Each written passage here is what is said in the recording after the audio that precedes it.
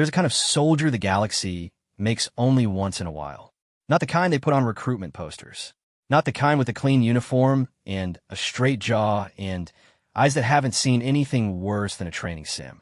The galaxy makes plenty of those. They come out of the academies by the thousands, pressed and polished and ready to believe that war is something you can win by following the manual. No, the kind the galaxy makes only once in a while is the other kind. The kind that has been broken down to the last bolt and rebuilt by something worse than any enemy. By loss, by fire, by the particular silence that follows an explosion when you're the only one left standing and you don't know why it was you and not them. That kind of soldier doesn't walk into a room. They occupy it. They don't speak unless there is something worth saying. And when everyone else is running out of a burning building, that kind of soldier is already running in. Sergeant Kale Darrow was that kind. He had 7 confirmed combat tours across 4 different war zones, 2 of which had been classified so deep that the files didn't exist anymore, not even as redacted blocks of black ink. He had shrapnel in his left shoulder that the medics had stopped trying to remove after the 3rd surgery. He had a commendation he kept in the bottom of his kit bag under a pair of socks because he didn't know what else to do with it.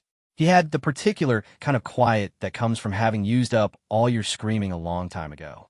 What he did not have, what no one in the hegemony armed forces had ever had in 400 years of recorded interstellar conflict, was any reason to run into a burning Drakari nest to save an egg that wasn't his species, wasn't his problem, and wasn't, by any reasonable military calculation, worth a single human life. And yet, that is the thing about that kind of soldier. Reasonable calculations stopped mattering to Kale Darrow somewhere around his 3rd tour. What matters to him now is simpler and harder and heavier than any calculation. What matters is the thing in front of him. What needs to be done. What he can still carry. The egg was the size of a cargo container. It was pulsing gold and copper in the middle of an inferno that was burning at temperatures that could melt standard-issue armor plating in under 4 minutes. The Drakari mother was dead. The nest was collapsing. Every other soldier at the perimeter had already made their call and stepped back. Kale made his. What happened after that did not just shock the soldiers at that perimeter. It shocked the galaxy. This is that story. The planet Varith 4 had been burning for 6 days before Kale Darrow's unit arrived, and by the time their dropship punched through the smoke layer and the landing struts hit the scorched ground, it was clear that 6 days had been more than enough time for everything worth saving to become something worth grieving. Varith 4 was not a human world. It had never been a human world. The hegemony's interest in it was purely logistical. The planet sat at the junction of 3 major shipping corridors, and whoever held Varith 4 held the throat of a supply chain that fed 11 colony systems. The Drakari had lived here for 6,000 years before the shipping corridors existed, before the hegemony existed, before humans had even figured out that the stars were other suns and not holes in a dark ceiling. They had built their nests into the obsidian cliffs on the planet's southern continent, layer upon layer of chambers carved by claws and sealed with a resin that hardened over generations into something stronger than poured concrete. They had raised their young in those chambers. They had stored their dead in the deepest ones. They had made the cliffs into something that wasn't quite a city and wasn't quite a living creature, but was somewhere between the two. The Vorkai Collective had hit those cliffs with thermite-seeded atmosphere bombs 4 days before Kale's unit landed. The cliffs were still burning. Thermite-seeded ordnance was illegal under the Hegemony Accord of 2341. The Vorkai Collective had signed that accord. They had also signed 4 other accords in the past 30 years and broken every single one of them the moment breaking it became more convenient than keeping it. The Vorkai were not a species that placed a high value on inconvenience. They placed a very high value on winning, and they had decided that Varith 4 was worth whatever the diplomatic fallout would be, which they had presumably calculated would be manageable, which was the kind of calculation that got made by people who were very far away from burning cliffs and had never smelled what thermite does to a living nest. Kale had smelled it before. Different planet, different species, same smell. He did not think about that as the dropship's ramp came down and the heat hit him like a wall that had opinions about him personally. He thought about the briefing. He thought about the perimeter they needed to establish. He thought about the water recyclers in his pack and whether he'd check the seal on the left one, because the left one had been giving him trouble since Meridian Station, and he hadn't had time to replace the gasket. The gasket was fine. He checked it anyway. Duro, Lieutenant Vess, was already off the ramp, her visor down, her voice coming through the comm with that particular flatness she used when she was managing something she didn't have a word for yet. Southeast quarter. They're saying there's movement. Kale came down the ramp. The ground was black glass underfoot, fused by heat. The air tasted like copper and something older, something mineral and thick. The sky was the color of a bruise that hadn't finished forming. Around them, the rest of the units spread out in the pattern they drilled until it happened without thinking. 2 on the flanks, 3 on the high points. Reyes with the scanner sweeping in slow arcs, because Reyes always swept slow and had saved them 3 times by finding things that a faster sweep would have missed. Movement, as in survivors. Kale asked. Movement as an unknown, Vess said. Scanners reading heat signatures that don't match the fire pattern. Something alive in there. Kale looked at the cliffs. What was left of them? The Drakari nest had once been a structure of genuine architectural complexity. He'd seen the pre-strike survey imagery in the briefing, layer after layer of carved chambers climbing 200 meters of cliff face, connected by passageways that spiraled in patterns that hegemony xenoarchaeologists had spent decades arguing about. Some said the spiral was structural. Some said it was ceremonial. Some said the distinction didn't make sense for a species that treated the construction of a nest as both a religious act and an engineering problem simultaneously. None of that was visible now. What was visible was fire and collapse and the skeleton of something that had been enormous and complex and was now just debris held together by heat. How hot? Kale said. Reyes checked his scanner without being asked. That was the thing about Reyes. He anticipated the next question. Interior chambers, where the signatures are reading, 1100 degrees, give or take. Surface exposure is lower, maybe 700. Suit tolerance? Standard plating starts degrading at 650 sustained. Reyes said it the way he said things he'd rather not say. Flat. Like if he kept the emotion out of his voice, the information would land softer. Enhanced hardsuit is rated to 900 for short duration. Short duration meaning 4 minutes, 5 if you're lucky, and the seals hold. For minutes, Kale said. It wasn't a question. It was him measuring something. Reyes knew that. He didn't say anything else. Vess was looking at the scanner readout over Reyes' shoulder. Her jaw was doing the thing it did when she was doing math she didn't like. The heat signatures are large, she said. Not survivor large. Not a Drakari adult. Bigger than that and different. Rounder. Kale looked at her. Egg, she said. It's reading like an egg. A big one. She paused. There was a breeding chamber in the survey. Southeast quarter, 3rd level from the base. She looked at the cliff. That's approximately where the signatures are coming from. Around them, the unit had gone quiet in the particular way that units go quiet when they're all processing the same information, and nobody wants to be the first one to say what it means. Private Osei said it. Osei was 22 and from a coastal city on New Accra and had a habit of saying the thing out loud that everyone else was keeping in their head, which was sometimes useful and sometimes cost him. An egg, he said. There's a Drakari egg alive in that fire. Appears so, Vess said. And the mother? Vess's visor shifted. She looked at a different part of the scanner. No large adult signatures. Nothing moving at that heat profile. Osei did the math the same way they all did. So it's alone in there. Nobody answered that. Nobody needed to. The Drakari were not allied with the hegemony. They were not enemies either. They existed in that particular diplomatic category that got labeled autonomous indigenous population on official documents and complicated in every conversation that happened in private. The hegemony's legal obligation to them on Vareth 4 was, Kale had read the briefing 3 times, and the word that kept coming up was ambiguous. The hegemony was here to establish a defensive perimeter, secure the shipping corridor access points, and prevent further Vorkai aggression. It was not here officially to render aid to Drakari civilians, because the Drakari were not hegemony citizens and had on multiple documented occasions made their feelings about hegemony citizenship very clear. The egg in the burning nest did not have feelings about citizenship. The egg in the burning nest had approximately 4 hours of viable heat tolerance before its internal temperature exceeded the threshold for embryonic survival, according to the xenobiological profile in the briefing that Kale had read, because he read all the briefings, even the ones that seemed irrelevant. Because in his experience, the irrelevant briefings were the ones that mattered when you were standing somewhere you hadn't expected to be standing. 4 hours of egg tolerance. For minutes of suit tolerance. The breach was approximately 60 meters of active burning debris at temperatures that would start degrading his plating the moment he crossed the perimeter. The rest of the unit was looking at the cliff. Then at Kale. Then at the cliff again.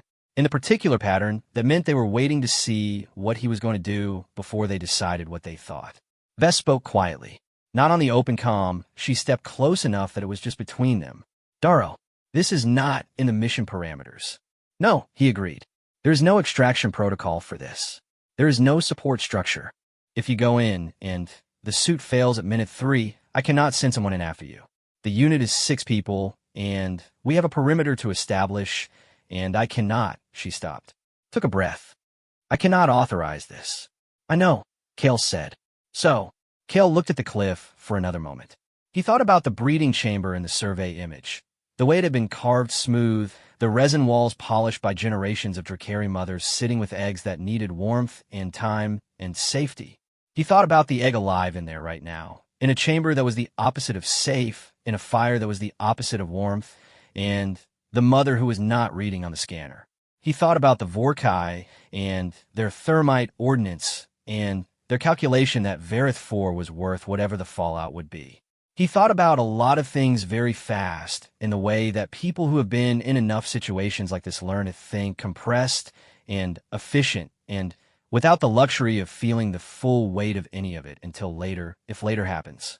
I'm not asking for authorization, he said. He checked the seal on his left water recycler one more time. It was fine. He picked up his kit and started walking toward the cliff. Darrow, Vess's voice. He kept walking. Kale. Not Lieutenant now. Just his name. He half-turned. She was standing with her hand not quite raised, the way people stand when they're not sure if they're trying to stop someone or not. Her visor was up, and her face was doing something complicated. For minutes, she said. It was not an order. It was not a warning. It was the only thing she had left to give him. I know, he said. He turned back to the cliff and walked into the fire. The first thing was the sound. Fire this large didn't roar. It hummed a deep and constant frequency that Kale felt in his back teeth and in the plates of his sternum. The debris field at the cliff base was loose enough to move through if you moved carefully, placing each foot on stone that would hold rather than rubble that would shift. He'd done this before, not in a burning nest, but in collapsed structures, in mine shafts that had given up their structural integrity in the aftermath of things that had come down faster than the people inside them had expected. His body knew the geometry of ruins. It moved through them with a kind of automatic competence that his conscious mind watched from one step back. His suit's temperature display climbed. 600. 650. He felt the heat even through the insulation. Not painful yet, more like standing too close to something that was about to be painful, the pre-pain awareness of what was coming. The survey had put the breeding chamber at 3rd level, southeast. He oriented himself by what was left of the cliff face structure, by the pattern of collapsed sections, by the angle of the shadow the fire made. He climbed. The handholds were hot. His gloves registered the temperature and managed it. He climbed anyway. 700 degrees. The suit's alarm was a soft tone. Not panicked. Informational. He acknowledged it without stopping. The entrance to what had been the 3rd level was half blocked by a fall of carved stone, the obsidian slabs still recognizable as deliberately shaped, the spiral pattern of Drakari architecture visible even now on the exposed faces. He moved 2 slabs by hand, the exertion amplified by heat, and squeezed through the gap and into the corridor beyond. Inside was different. The fire here was not open flame, but heat, radiance stored in the walls and the floor, released by the rock that had been absorbing it for days. The smoke was thinner, pulled upward through natural channels in the cliff. He could see. Not well. Enough. His suit display. 740. 760. The soft alarm again. He moved down the corridor. The resin walls, what was left of them, glowed a deep amber at the edges where the heat was working on them. The Drakari had made this resin from something in their own biology, some secretion that hardened over generations into the material that had made xenoarchaeologists argue for decades. Even now, burning, it was still holding. The walls were still standing. Whatever they made this from, it was not giving up easily. He came around a bend in the spiral corridor and stopped. The breeding chamber was intact. He did not know why.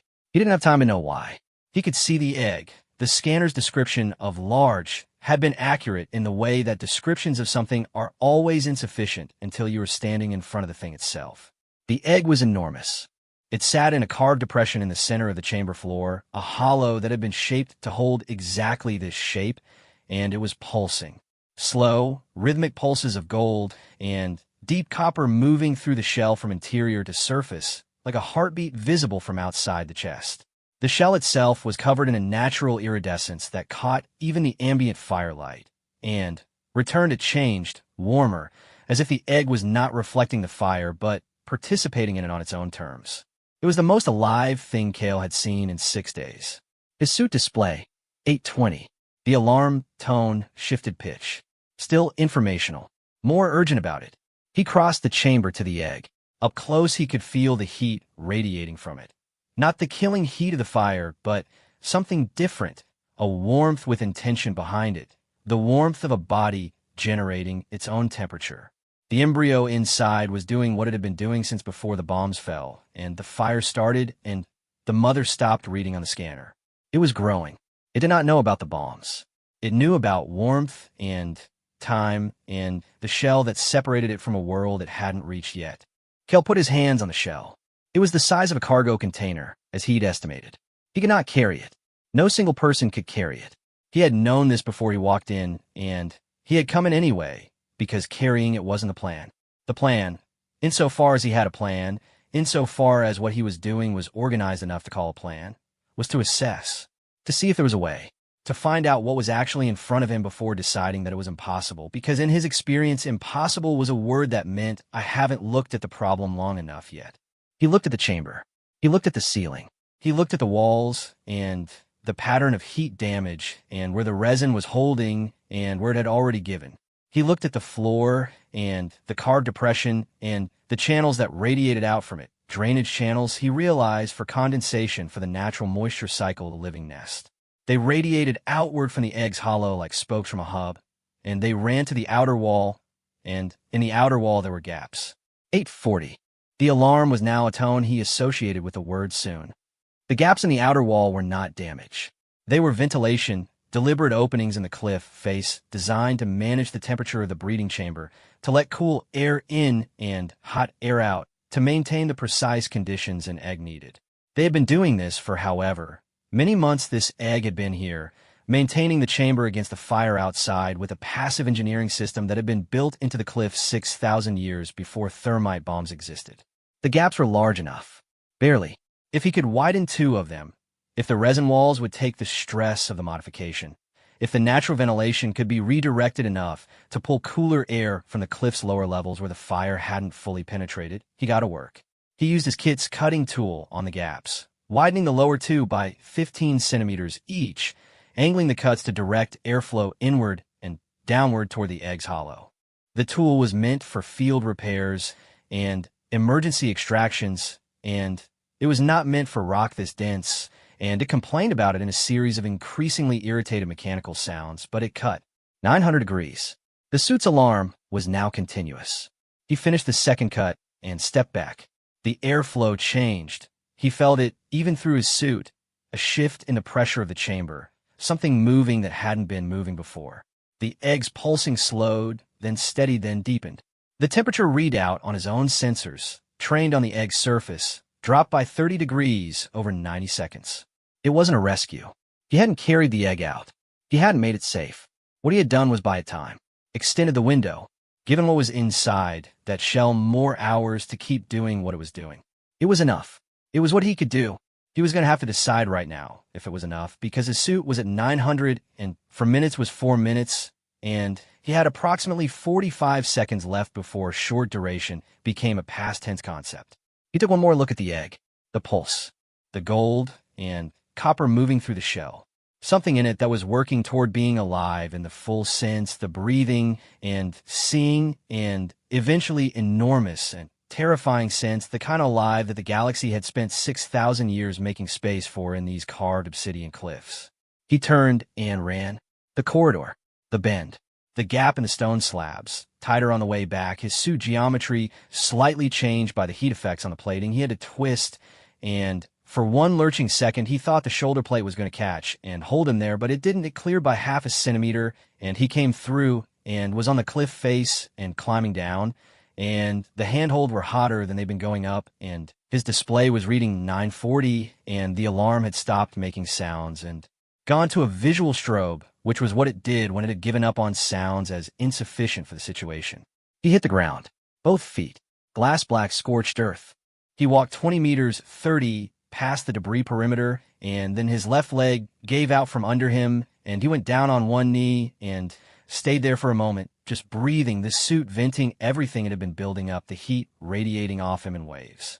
Osei reached him first, then Reyes, then Vess, who crouched in front of him and looked at the suit damage, the left shoulder plate warped, the knee joints discolored, and then looked at his face through the visor and said nothing for a long moment.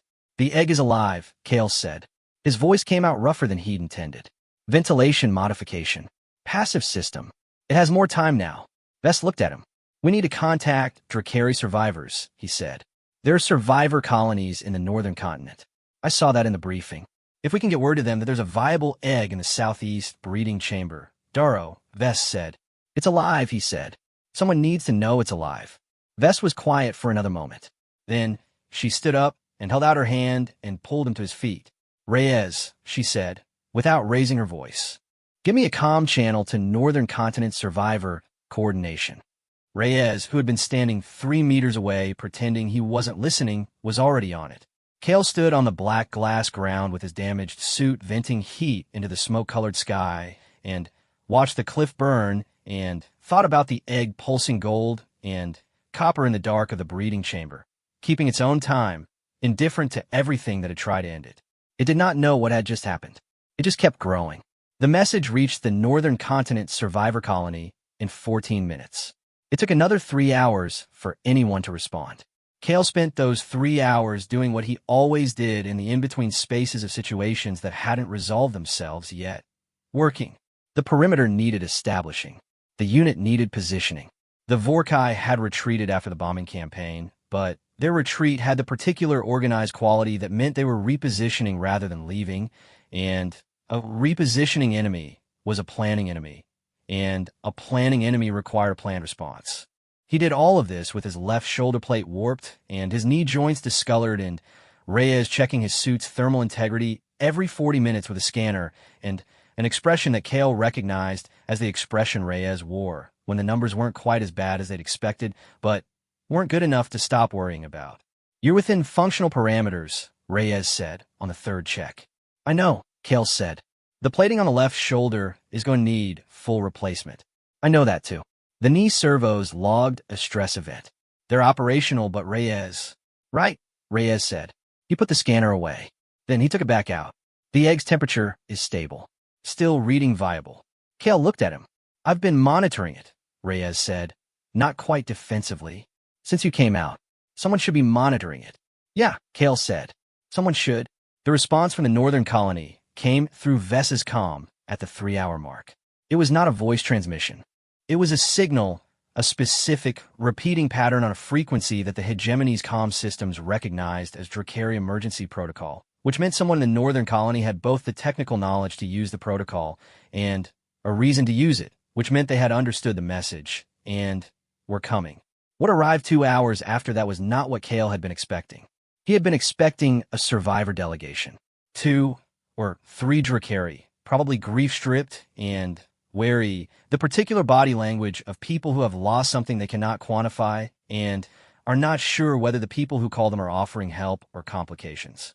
He had been expecting to explain the ventilation modification, to walk someone through the approach route, to hand the situation to someone who understood what the egg needed better than he did, and then step back and return to the perimeter work that was his actual job.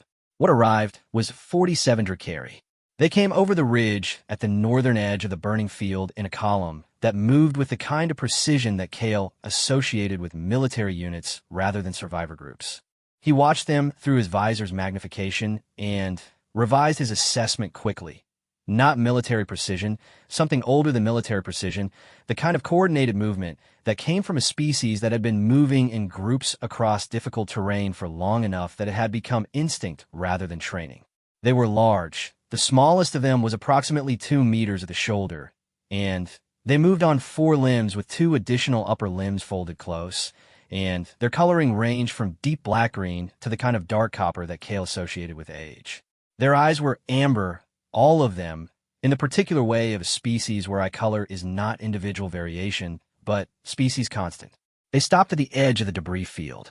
The lead Dracuri, the oldest, Kale estimated based on the depth of the copper in their scales and the particular set of their posture, looked at the burning cliff. Then, at Kale's unit, ranged across the perimeter. Then, at Kale specifically, for long enough that it became a deliberate act rather than a scan. Then, the lead Dracuri spoke.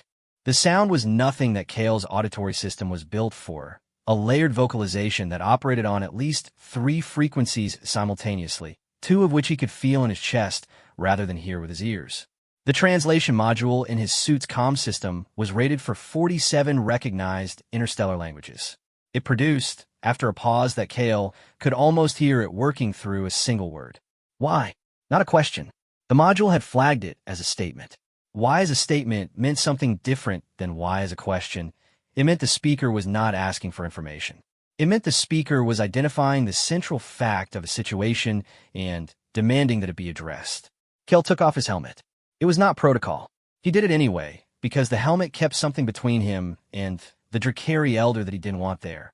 The air tasted of copper and ash and something biological, complex, the natural scent signature of 47 large organisms in close proximity, a smell that was entirely alien and entirely alive. There was an egg, he said.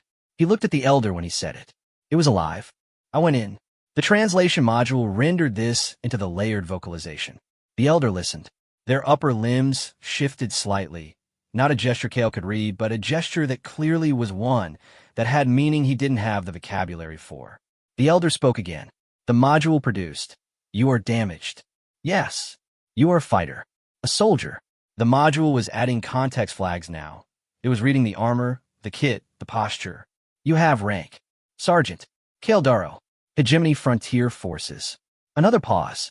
The elder's amber eyes had not moved from his face. The hegemony's obligation to the Dracari people on this planet is described in your legal documentation as ambiguous. Kale had not expected that. The translator flag came up. High probability, accurate rendering. The elder knew the word. The elder had used it deliberately. That's what the documentation says, Kale agreed. And yet you entered the fire. Yes. A soldier who enters a fire for a reason that his own documentation describes as ambiguous. The elder turned and looked at the cliff and then back.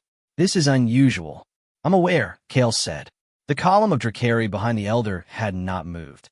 They were watching with the particular stillness of beings who are processing something significant and have chosen stillness as the method of processing.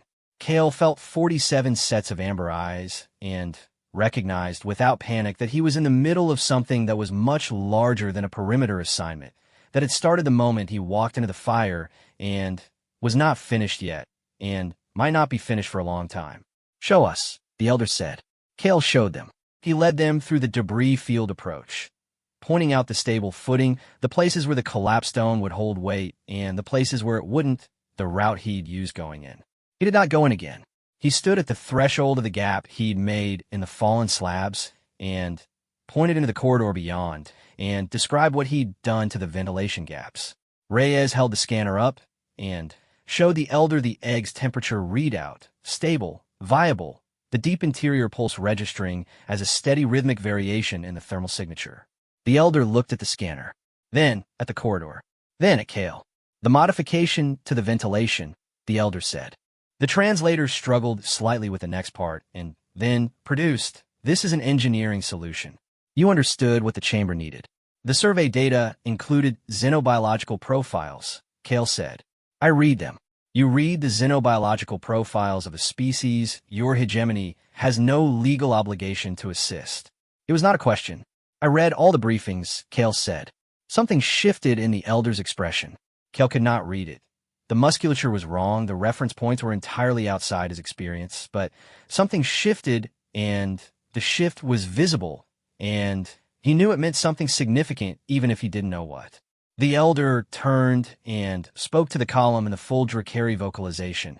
Too fast and too layered for the translator to do more than produce fragments. Went in alone, modified the system, has not claimed, and then something the translator flagged as no equivalent concept in this language family, approximate rendering. An act performed without the expectation of return. The column of Drakari was very still. Then the elder turned back to Kale and said, in the translated single-frequency output, that was the closest the module could get to direct communication. 3 of our number are engineers. They can enter the chamber in protective capacity. Our thermal tolerance exceeds yours by a significant margin. They can complete a proper extraction frame for the egg. It will take 6 hours. The cliff is still structurally unstable, Kale said. If the Vorkai re-engage, then your unit holds the perimeter, the elder said. It was not a request. It was the assumption of an agreement that hadn't been explicitly made yet. The assumption of someone who had decided that the agreement was going to be made because the alternative was not one they were prepared to consider. Kale looked at Vess. Vess, who had been standing 6 meters back and had not said a word since the elder arrived, looked back at him with an expression that was completely unreadable except for one small component that was not unreadable at all. That was in fact extremely readable, that said, "This is not in the mission parameters, and I am not going to stop you, and I will deal with the mission parameters later." Understood, Kale said to the elder. We hold the perimeter. The 3 Drakari engineers went into the cliff. They moved through the debris field with a speed and certainty that illustrated the gap between 4 minutes of human suit tolerance and whatever the Drakari equivalent was. They were in the corridor and out of sight within 90 seconds. The remaining 44 Drakari arranged themselves at the cliff base in positions that Kale recognized, after a moment, as a secondary perimeter. They were guarding the cliff from the outside while their engineers worked within it. They had set up interlocking fields of coverage without any audible coordination, moving from a column formation to a defensive arrangement with the same instinctive precision they'd used crossing the debris field. Kale watched them for a moment. Then he went back to his own unit's perimeter work. Osei fell in beside him. He was quiet for 30 seconds, which was a long time for Osei. "Sarge," he said finally, did we just become part of a joint operation with the Drakari?" Kale thought about it. "Appears so. Without authorization. The lieutenant is managing authorization." Osei looked across at where Vess was currently composing what was going to be a creative communication to their command structure. "Right," he said. "Okay." Another pause. "That elder called you something." Before the translator caught up. In the full vocalization. Reyes had his system on record. He ran it through the extended archive. The closest approximation was, Osei stopped. "Say it," Kale said. The closest approximation was something like, "the one who entered fire for a reason that has no name." Osei said it carefully, the way he said things he wasn't sure he was allowed to say. The archive flagged it as a Drakari honorific. Old language. It said it was used historically for, and I'm reading this directly, individuals who perform an act that aligns with Drakari core values despite having no cultural inheritance of those values. He paused. Apparently, the Drakari have a core value specifically about entering fire to protect eggs. Kale said nothing. "It's a big deal," Osei said. "The archive is pretty clear that it's a big deal." "Set up the northeast sensor array," Kale said. "Right," Osei said. "Yes, on it." He went to set up the northeast sensor array and did not bring it up again, but Kale heard him tell Reyes about it in a low voice 30 minutes later, and Reyes was quiet for a moment and then said, "Huh," in the tone he used for things that were too large for a more specific response. The 6 hours passed. The Vorkai made one probing advance at the western edge of the perimeter, 3 scout units testing the coverage, looking for the gap that would tell them what kind of response they were dealing with. They found no gap. They withdrew. Kale made a note of the probe vector and adjusted the coverage slightly and did not think too hard about the implications of withdrawing Vorkai scouts, because thinking too hard about those implications would require strategic analysis he didn't have enough information to conduct properly, and He had learned long ago that incomplete strategic analysis was more dangerous than the disciplined decision to wait for more data. At the 6-hour mark, the engineers came out. They came out differently than they'd gone in.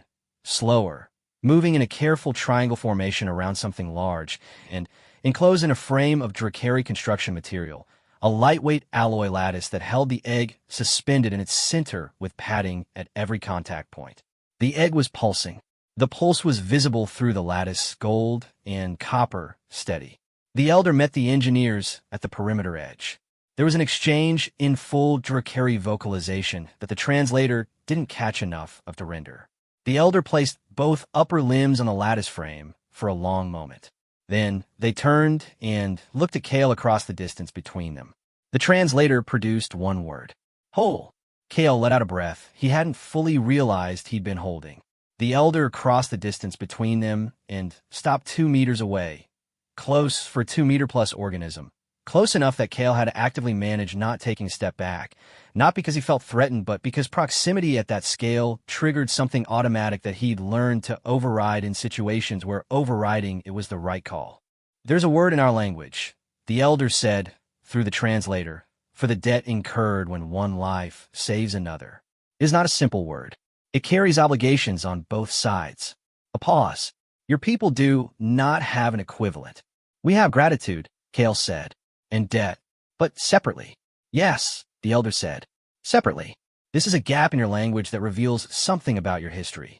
They looked at him with the amber eyes that had not changed expression in any way Kale could read for 6 hours. The word in our language binds the one who was saved to remember, and the one who's saved to accept that the remembering will take a form they cannot predict or control. Another pause. You cannot refuse this word being applied to you. It was applied the moment you entered the fire. Kale looked at the egg in its lattice, pulsing in the hands of the engineers who had come 600 kilometers because of a 14-minute message that had started with him not being willing to let a calculation be the last word. I understand, he said. No, the elder said, with something in the vocalization that the translator flagged as a tone modifier rendered as not unkindly. You don't yet, but you will. They took the egg and went back over the ridge. 47 Drakari, 3 engineers with a lattice frame between them, 1 elder who paused at the ridge line and turned back once and then did not turn back again. Kale stood on the black glass ground and watched them go. Behind him, Vess said quietly, Command wants an explanation of the last 6 hours. I know. I've drafted 3 and deleted them all. I know. Kale. A pause. What do I tell them? He thought about it. The smoke sky, the burning cliff, the egg pulsing gold, and copper in the dark. The elder's word for a debt that bound both sides. The word that had been applied to him the moment he crossed the fire line and could not now be unapplied. Tell them we established a perimeter, he said, and we held it. Vess looked at him for a long moment. Then she went to send the communication, and Kale turned back to the work of holding the line, and the cliff burned behind them, and somewhere over the ridge the egg kept its own rhythm in its lattice frame, growing toward a world that did not know yet what was coming. The report reached Hegemony Command in 48 hours, and the political consequences reached Kale Darrow's file in 49. He was in the middle of his 3rd perimeter rotation when Vess pulled him off the line with the expression that she reserved for communications from people whose rank made argument structurally complicated. She handed him the comm unit without preamble and stood close enough that she could hear the response without anyone being able to formally say she was listening, which was the kind of practical consideration she had become very good at over 7 years of navigating the space between what the hegemony said it expected of its frontier units and what it actually needed from them. The voice on the comm was General Emirathos. Kale had met her exactly once, at a debrief following the Meridian Station operation, where she had asked him 3 questions, and he had answered them honestly, and she had written something in her notes that he had not been able to see and had never found out the content of. She had a voice that moved at a specific pace, evenly spaced words that came out with the same interval between them regardless of what the words were, which was either a training habit or a natural characteristic, and in either case produced the effect of someone for whom no piece of information was more alarming than any other piece of information, which was either reassuring or unsettling depending on which side of the information you were on. Sergeant Darrow, she said, I've read Lieutenant Vess's report. Yes, General. 3 of them, she said. The first 2 were deleted. The third begins with the phrase, "The situation developed in a manner not anticipated by initial mission parameters," and I found it admirably concise. Lieutenant Vess is good at concision, Kale said. She is. She is also good at protecting her people, which is why I'm speaking to you directly rather than routing this through the formal review process, which I could do, and which would produce a set of outcomes that would not reflect well on anyone involved, including the hegemony's current diplomatic posture. A pause. The Vorkai have filed a formal protest. Kale waited. They're arguing that the hegemony's operational activity on Varith 4 exceeded the defensive perimeter mandate and constituted active support of the Drakari population, which they claim represents a political alignment that changes the parameters of the conflict. Another pause, same even pace. They're not entirely wrong.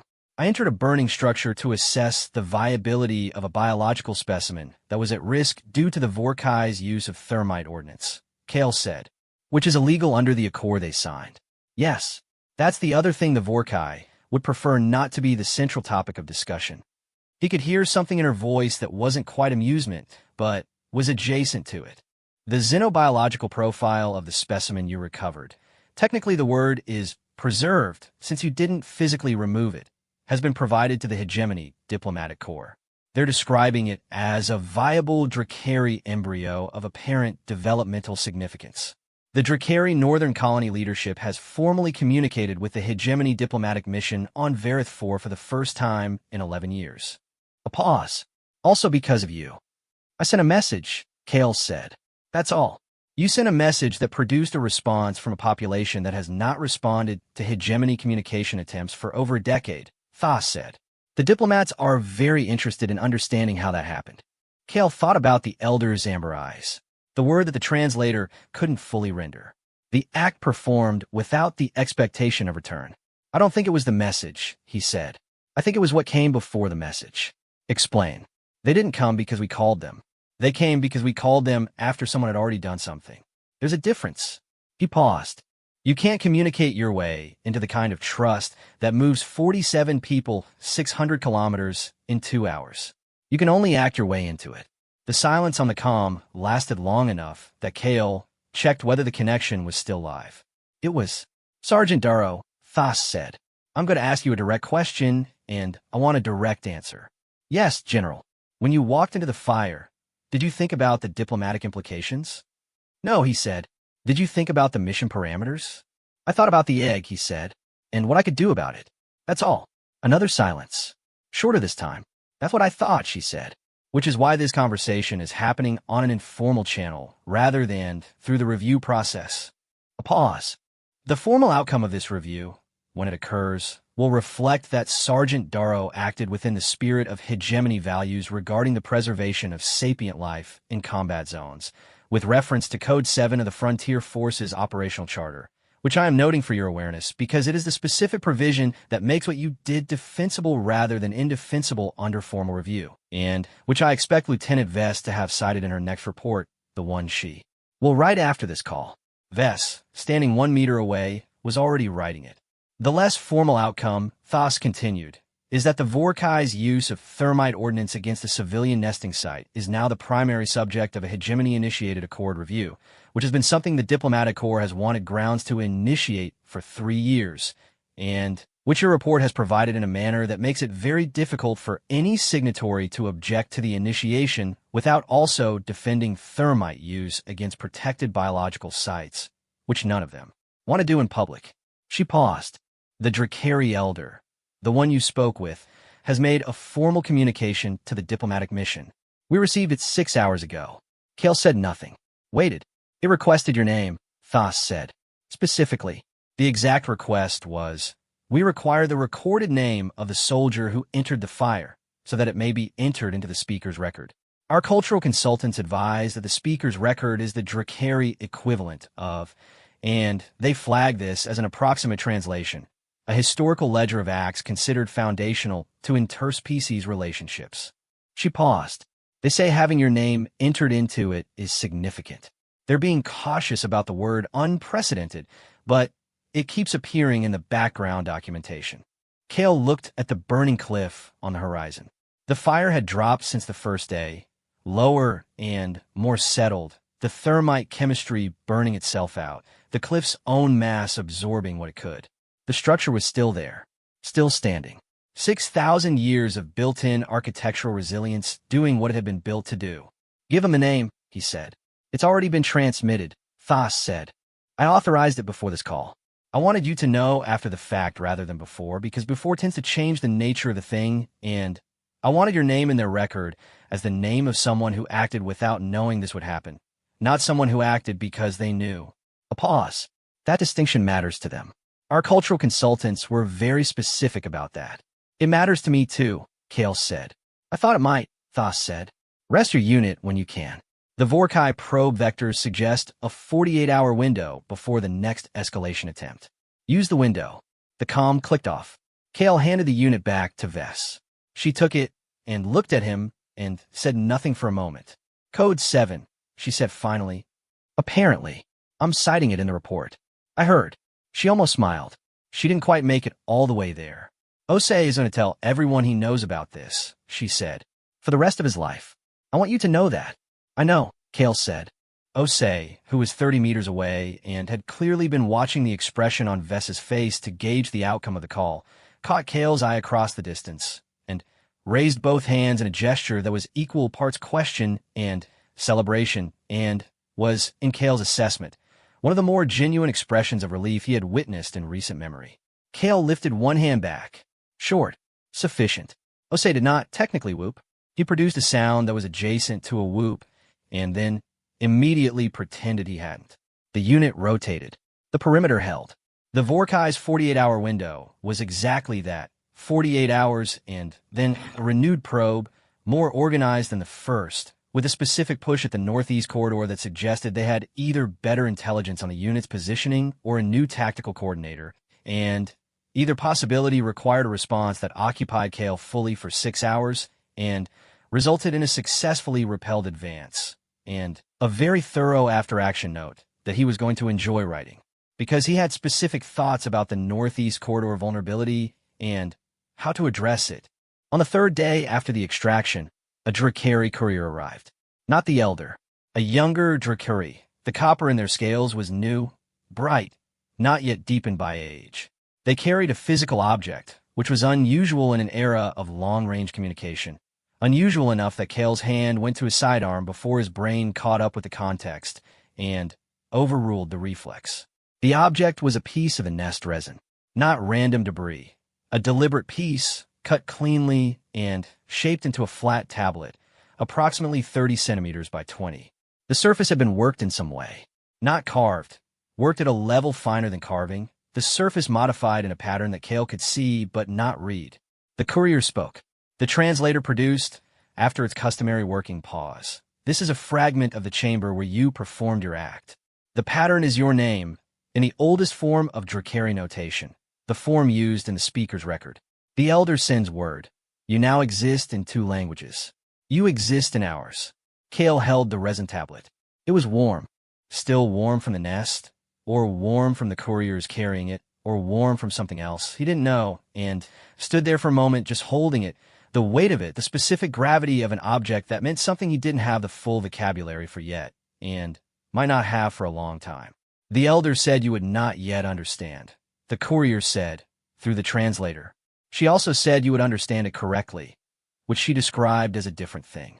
Kale looked at the notation on the tablet's surface. His name in the oldest form of a 6,000-year-old language, entered into a record that the galaxy's diplomatic corps was currently describing as unprecedented in a script he could not read and would need to learn to read, which was a project of years rather than weeks, and which he realized, already considering as a real project rather than an abstract one. He looked at the courier. Tell the elder. I'm listening, he said. I don't fully understand yet, but I'm listening. The translator rendered it. The courier was still for a moment, with the same species-wide processing stillness he'd seen in the column on the first day. Then something shifted in their expression, the same kind of shift he'd seen in the elder, the one he couldn't read the mechanics of but recognized as meaningful. The courier left. Vess took the tablet from his hands, not taking it, just looking at it, and turned it over once, examining the notation. Your name, she said. Apparently. She handed it back. You know what this is, right? Diplomatically. What this object is going to mean when it exists. I have some idea, Kale said. Thas is going to want to see it. I know.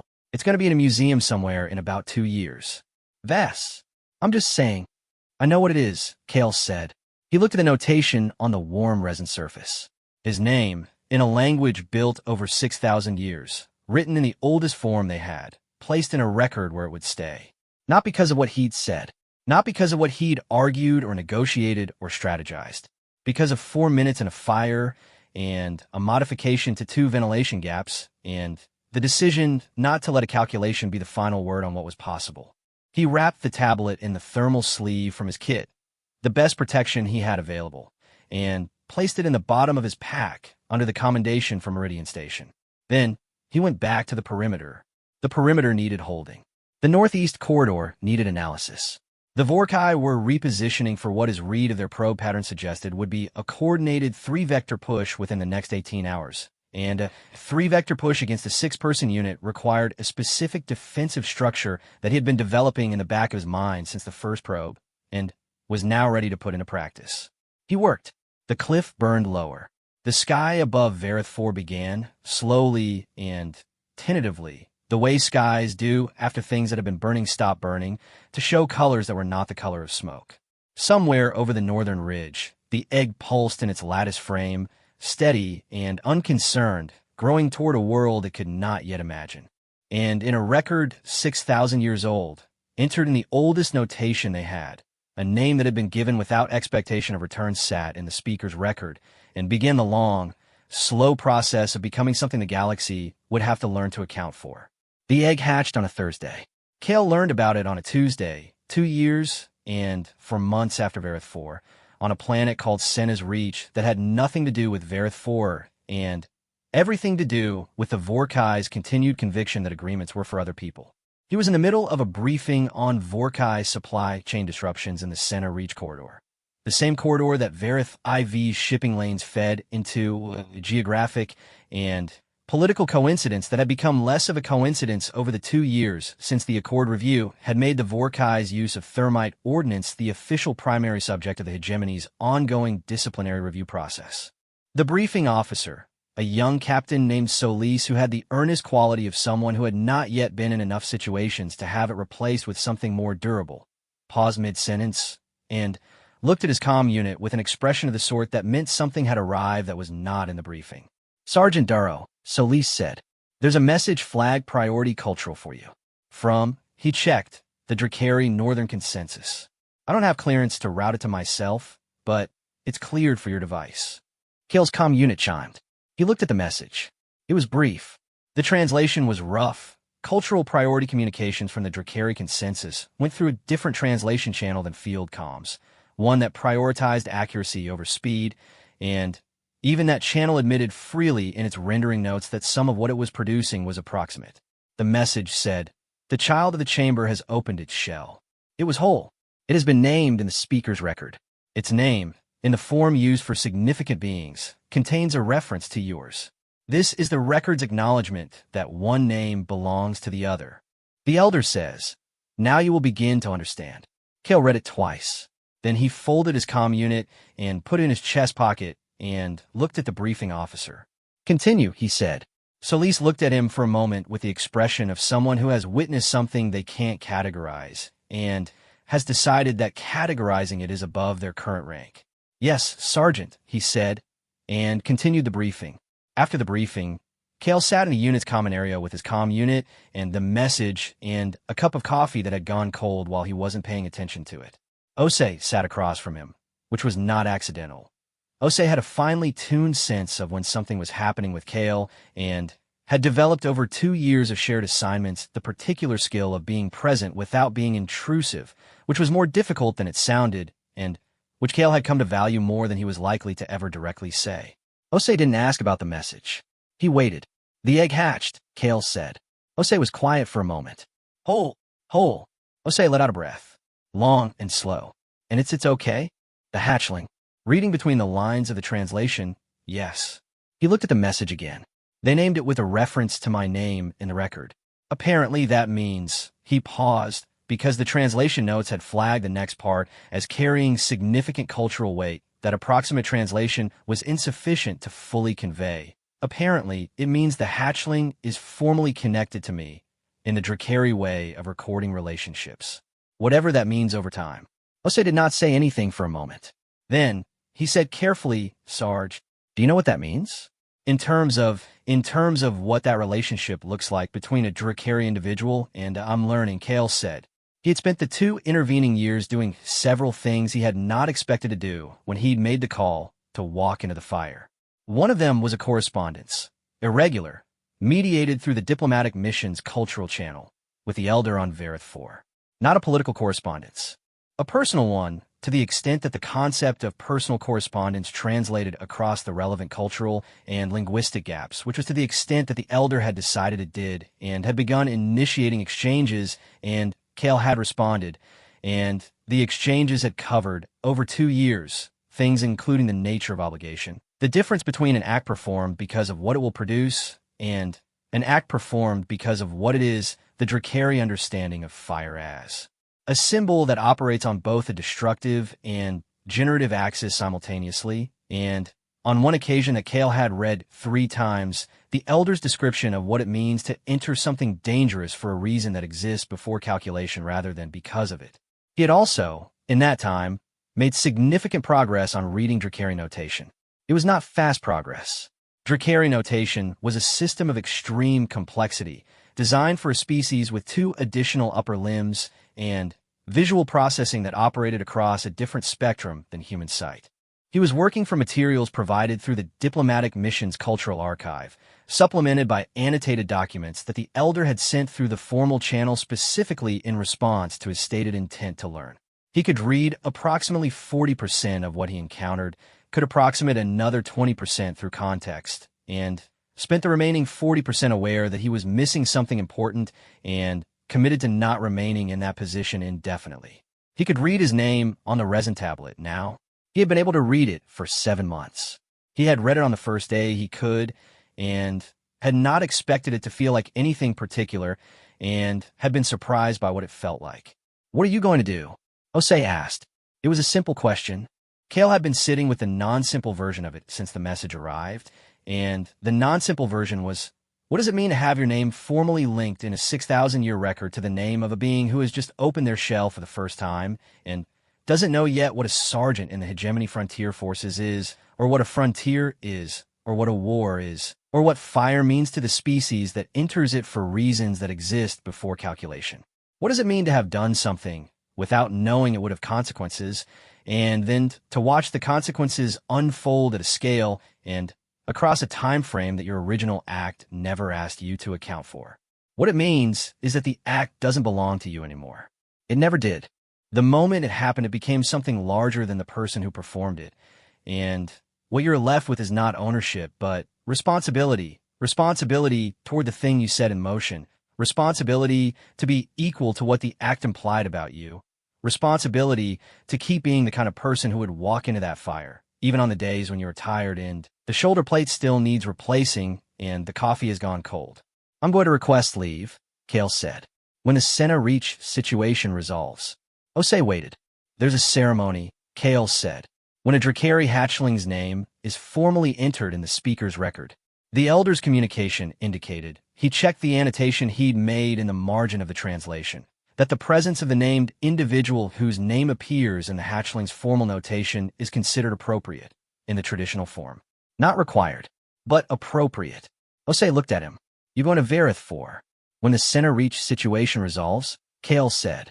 To attend the naming ceremony of a Drakari hatchling whose shell you kept warm for long enough for 3 engineers to build an extraction frame.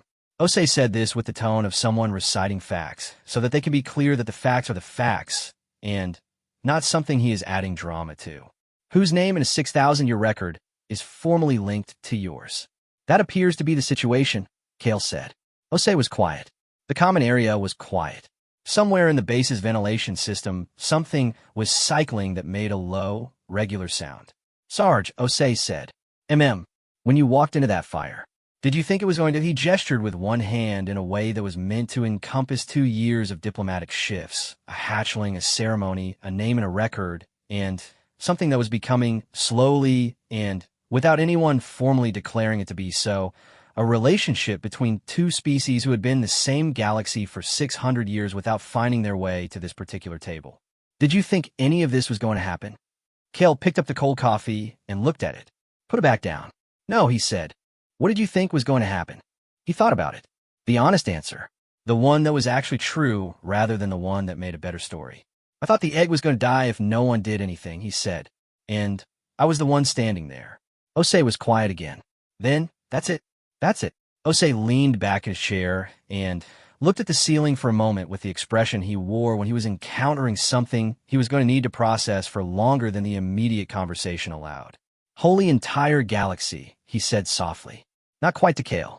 More to the ceiling and to the general situation and to whatever part of the universe was responsible for the fact that the reason the largest diplomatic thaw between the hegemony and the Drakari in 11 years had happened was because a sergeant from the frontier forces had stood at the edge of a fire and done a calculation that was not a calculation and come up with an answer that was not an answer, but was actually just the next obvious thing to do. Go get some sleep, Kale said. We have a 3-vector assessment in 6 hours. Right, Osei said. He stood up. Then he stopped. Sarge, the hatchling, the name they gave it. Does the translation say what it means? Kale looked at the message, at the annotation he'd made in the margin, working through the notation character by character with the resources available to him, and the 40% he could now read directly. The translation is approximate, he said. The cultural consultants flag it as carrying layers that don't survive translation. But approximately. Kale read the annotation he'd written. Approximately, he said, something like, the one who comes from fire and does not burn. He paused. The cultural consultants note that in Drakari symbolic language, fire is a dual concept. It is destruction. It is also generation. The being who can move through fire and not be destroyed by either meaning of it. The common area was quiet. Osei stood there for a moment. Then he nodded once, slowly, in a way that people nod when they have run out of the right kind of words, and nodding is the most honest response available. You want to get some sleep. Kale sat with the cold coffee and the message and the resin tablet in his chest pocket, its weight familiar now, present in the way that things become present when they have been carried long enough to feel like part of the carrying rather than a separate object. He thought about the hatchling opening its shell. The first breath.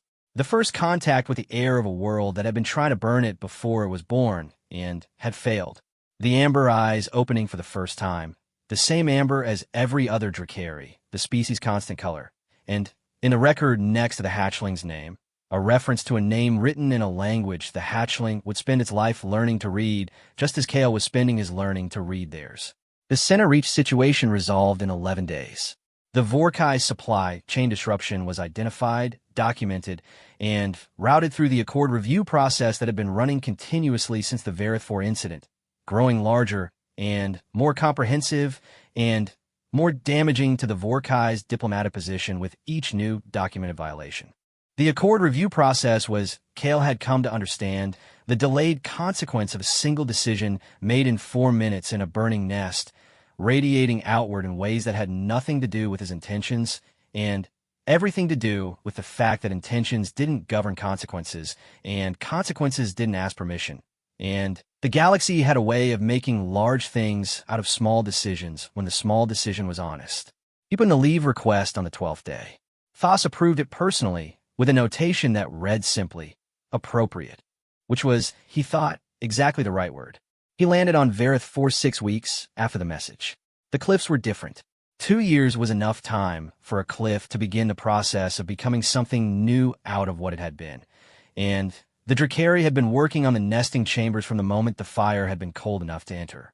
The thermite damage was still visible in the lower levels, scorch patterns that would take generations to fully disappear, but the upper levels were alive with activity, Drakari engineers moving in their instinctive coordinated patterns, the resin walls being rebuilt in the spiral architecture that the xenoarchaeologists were going to spend the next several decades arguing about again, with new data. The Elder met him at the base of the cliff. 2 years had not changed the elder in any way Kale could measure. The deep copper of age, the amber eyes, the posture that occupied space rather than taking it. The elder looked at him for a long moment in the way of someone who is comparing the person in front of them with the record they carry of the last time they saw that person, and is performing the calculation of what the intervening time has made of them. "You have been learning our notation," the elder said. The translator produced it cleanly, which meant the elder was speaking in the simplified single-frequency range specifically for his benefit, which was a courtesy Kale recognized as deliberate. 40%, Kale said. "Working on the rest." "In 2 years," the elder said. "For a human." Something in the vocalization that the translator produced as a tone modifier. Not unkindly, but also a specific quality the translator flagged as reserved for acknowledgement of effort that has exceeded expectation. "What is your assessment of your progress?" "Too slow," Kale said. "But continuing." "Yes," the elder said. "That is the correct answer." Kale had spent 2 years of correspondence, coming to the conclusion that the pronoun the elder had for herself was closest to the one that meant she in the oldest form, turned and looked at the cliff, and then back at him. "The child is inside. She is waiting." He had not known the hatchling's sex. The message hadn't specified, or the translation had lost it.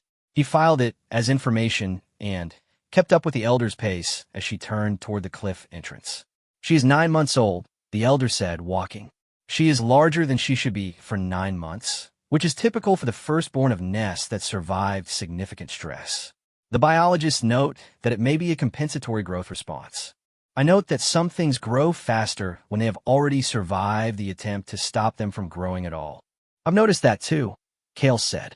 The elder made a sound that the translator produced, as "I know." The nesting chamber had been rebuilt. It was not the same as the survey images. It was newer, the resin walls bright and fresh rather than centuries deep, the spiral geometry of the architecture learning itself again in a space that remembered what it had been even if the materials were new. The carved depression in the floor was there, rebuilt exactly, Kale noted, in the same position relative to the ventilation gaps. The ventilation gaps he had modified were still modified. They had not been returned to their original dimensions. They had been maintained and cleaned and extended slightly, and the resin around them had been worked in a pattern that he now recognized, with his 40% as notation. He read it, slowly. The notation around the modified ventilation gaps. 40% fluency and context and 2 years of correspondence. It said, "Here the chamber was kept alive." He stood there for a moment looking at the notation carved in 6,000-year-old architectural language around 2 ventilation gaps that he had widened with a field repair tool rated for structural emergencies in 900 degrees in 4 minutes, with an alarm going to visual strobe. The hatchling was in the center of the chamber. Large was insufficient. She was the size of a small vehicle, a compact and dense largeness, the scales the deep black-green of a young Drakari, not yet showing the copper of age, the amber eyes wide, and fixed on him with the particular intensity of a being that is performing its first extended observation of something it has no prior category for. She did not move. She watched. Kale stood in the entrance to the chamber and looked at the hatchling whose name in the speaker's record was linked to his, and who had his name's reference encoded in her own name, and who had no idea that the person standing in her chamber entrance was the reason she existed, not in the way of having made her, but in the way of having declined to let the world's calculation about her be the final word. The hatchling moved. She crossed the chamber in 4 strides, each stride longer than Kale's body, and stopped 2 meters away, which was the same distance the elder had held on their first meeting. A species-wide measurement of appropriate proximity for a first meeting with a known, but unencountered individual. She lowered her head so that her amber eyes were at Kale's level, and she held that position, and she looked at him, and he looked back. The elder spoke from behind him. "She's been told about you." The notation in the chamber. The record entry. The elder's correspondence. "She understands within the capacity of 9 months, and a mind that is still building its frameworks what you did and what you are." A pause. "She would like to smell you. It is how we know a person in the old way. Before language." Kale stepped forward. 1 step. Close enough that the hatchling's exhaled breath reached him. Warm, mineral, the particular biological scent of a living Drakari, close up, entirely alien and entirely present. The hatchling breathed in. She held it. She made a sound that the translator did not attempt to render. Then she made a second sound, and the translator produced haltingly name. Just that. Name. The elders said, "She is saying your name." In the oldest form, the form it appears in the record. A pause. She has been practicing. Kale stood in the rebuilt breeding chamber of a nest that had burned and was building itself back in the warm air of a planet that had been a fire zone and was becoming something else in front of a being 9 months old who had learned his name before she had words for most things and was saying it to him now in the form it had been written into a record that would carry it for as long as the record carried anything. He had walked into a fire to buy 4 extra hours for a thing that hadn't been born yet. This was the other side of those 4 hours. This was what they had become. He had not been able to predict this. He had not attempted to predict this. He had stood at the edge of a fire with a calculation on one side and the next obvious thing to do on the other side, and he had done the next obvious thing, and the next obvious thing had turned out to be a thread that the galaxy had been pulling on ever since, unraveling into this moment, and this chamber, and this hatchling saying his name in the oldest form they had with a translator struggling to keep up. Kale looked at the hatchling, at the amber eyes at his level, patient and wide and containing behind the intensity of the observation, something that might have been the beginning of recognition. "Hello," he said. The translator rendered it. The hatchling made the sound again. His name, in the oldest form. The elder said nothing.